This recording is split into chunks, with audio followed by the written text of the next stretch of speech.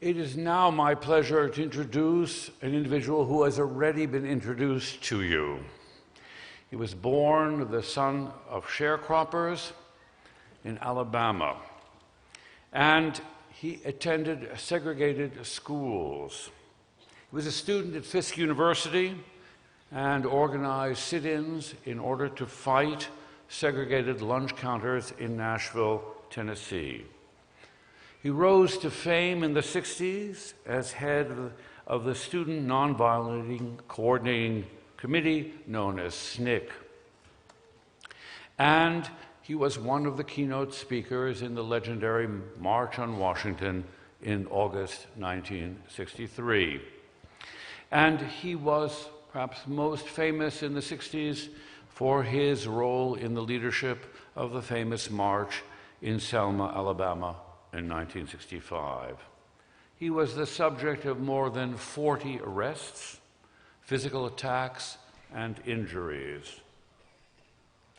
He committed himself to the battle for civil rights and nonviolent protest. And he became director of the Voter Education Project, which was an attempt to realize the voting rights bill that finally came into law and which has now, unfortunately, been eviscerated by the current Supreme Court. In 1977, he was appointed by President Carter to direct the Action Volunteer Program. And in 1981, he won a contest for election to the Atlanta City Council, and since 1986, he has been a member of the House of Representatives of the United States. He has received every possible award. There isn't an award which he hasn't received. There's not an honorary degree he hasn't received. I really have tremendous sympathy for the number of events that he must have gone to. So I want to point out that it's a particular honor that he accepted this, not as the first of such an event, but toward the middle of an accumulating number of recognitions and awards. He does us honor by being here.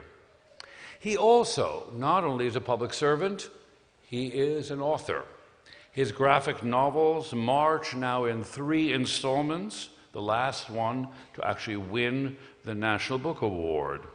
He has become a writer of note, and these graphic novels have become part of the curriculum all over the United States. He is a man of extreme modesty, enormous accomplishment, unrivaled courage. And it is a great honor to recognize one of the few heroes of our time, John Lewis.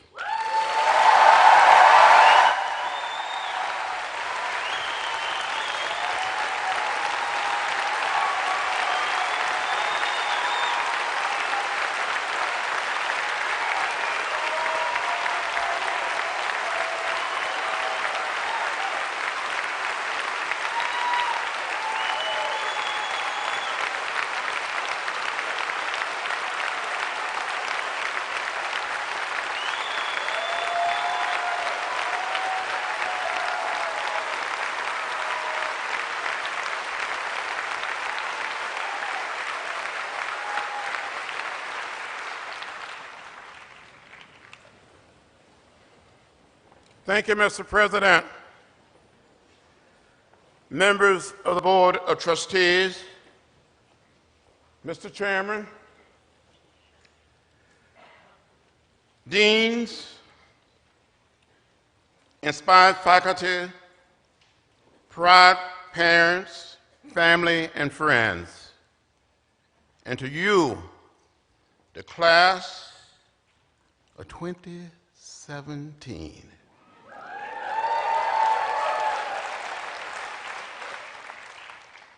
I'm honored to be here to see each and every one of you. You look good. You look beautiful, handsome, smart, and ready to take on the world.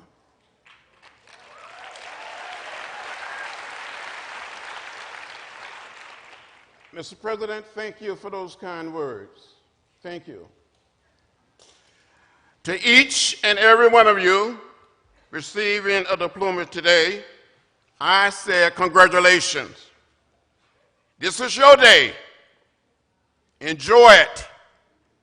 Take a long, deep breath and take it all in. But tomorrow you must be prepared to roll up your sleeves because the world is waiting for talented men and women to lead it to a better place.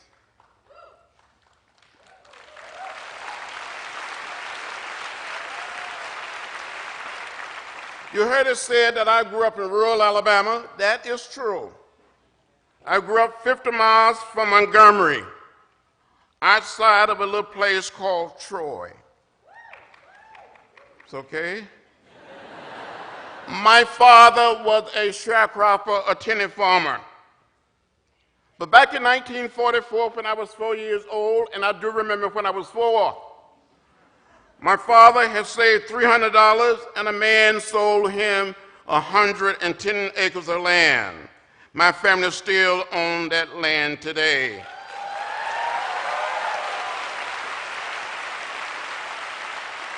On that farm, we raised a lot of cotton, corn, peanuts, hogs, cows, and chickens. On the farm, it was my responsibility to care for the chickens. I fell in love with raising chickens.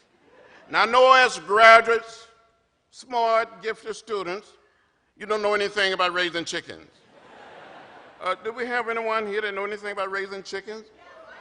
Well, why don't we compare notes? When the setting hen was set, we had to take the fresh eggs, mark them with a pencil, place them under the setting hen, and wait for 3 long weeks for the little chicks to hatch. Some of you may be saying, now, John Lewis, why do you mark those fresh eggs with a pencil before you place them under the setting hen? Well, from time to time, another hen would get on that same nest, and there would be some more fresh eggs. Had to be able to tell the fresh eggs from the eggs that were already under the setting hen. You follow me? No, you don't follow me. It's okay. So when these little chicks were hatched, I would fool these setting hens. I would cheat on these setting hens. I would take these little chicks and give them to another hen. I'll put them in a box with a lantern and raise them on their own, get some more fresh eggs, mark them with a pencil, place them under the setting hen, and encourage the setting hen to stay on the nest for another 3 weeks. When I look back on it, I kept on fooling these setting hens and cheating on these setting hens. It was not the right thing to do. It was not the moral thing to do, not the most loving thing to do. It was not the most nonviolent thing to do. It was not the most democratic thing to do. But I was never quite able to save $18.98 to order the most inexpensive incubator, a hatcher from the Cicero bookstore. We used to get the Cicero book catalog as graduates, as young people. You never seen one of these catalogs. It's a big book. It's a heavy book. It's a thick book. We call it a wish book. I wish I had this. I wish I had that. As a little boy, about 8 or 9 years old, I wanted to be a minister. I wanted to preach the gospel. So with the help of my brothers and sisters and cousins, we would gather all of our chickens together in the chicken yard, like you're gathered here today. And we would have church. And I would start speaking or preaching. When I look back on it, some of the chickens would bow their heads. Some of the chickens would shake their heads. They never quite said amen. But I'm convinced that some of those chickens that I preached to in the 40s and the 50s tended to listen to me much better than some of my colleagues listen to me today in the Congress.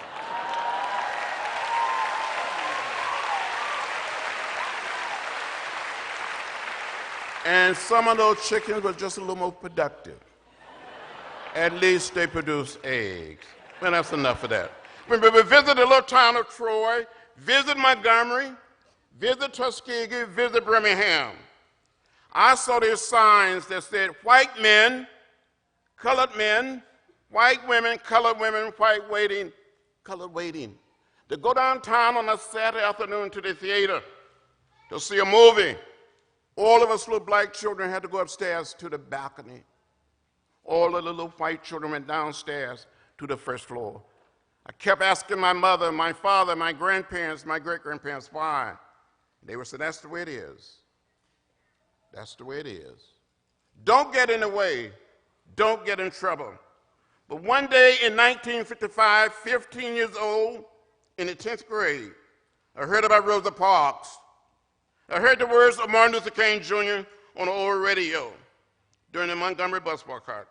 And the words of Martin Luther King Jr. and the action of Rosa Parks inspired me to find a way to get in the way.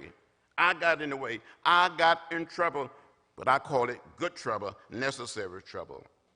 I said to you, the graduate of the class of 2017, you must go out and get in trouble, necessary trouble, to help make our country and our world a better place. You must do it.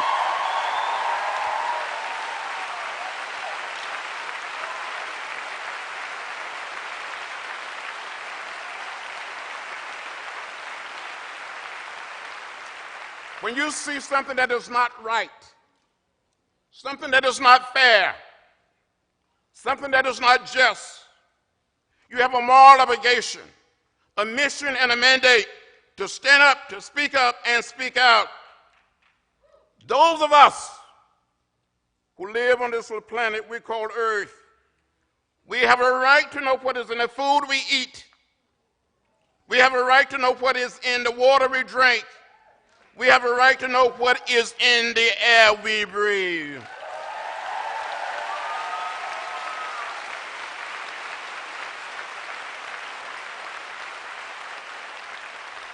So I said to you, my young friends, it is left up to you. You must do your part.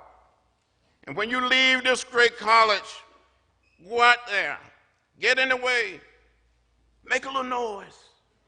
Be bold, be brave, be courageous.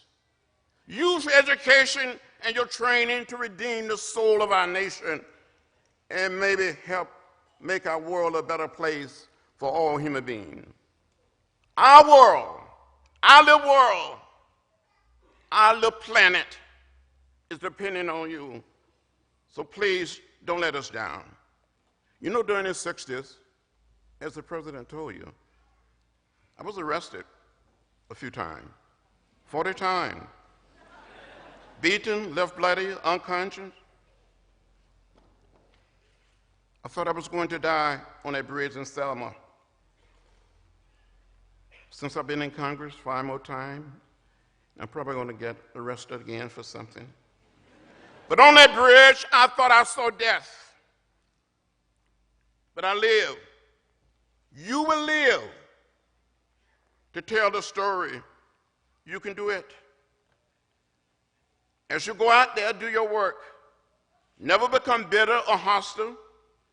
Never get lost in a sea of despair. Keep the faith. Keep your eyes on the prize. And never hate. As Dr. Martin Luther King Jr. said, hate is too heavy a burden to bear.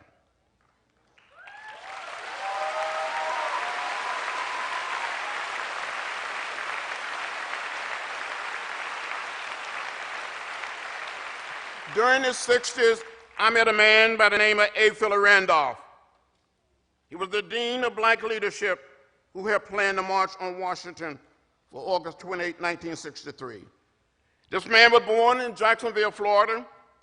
He moved to New York City.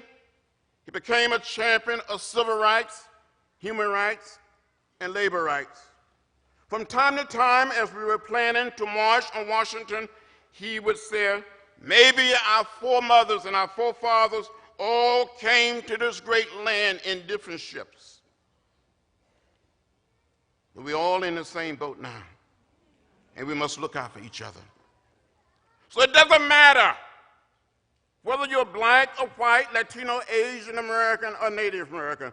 We're one people. We're one family. We all live in the same house, not just the American house, but the world house. So we must learn to live together. And never give up. Never give in. Dream dreams and make those dreams real. I wish you well. So with faith, hope, peace, and one love, thank you very much.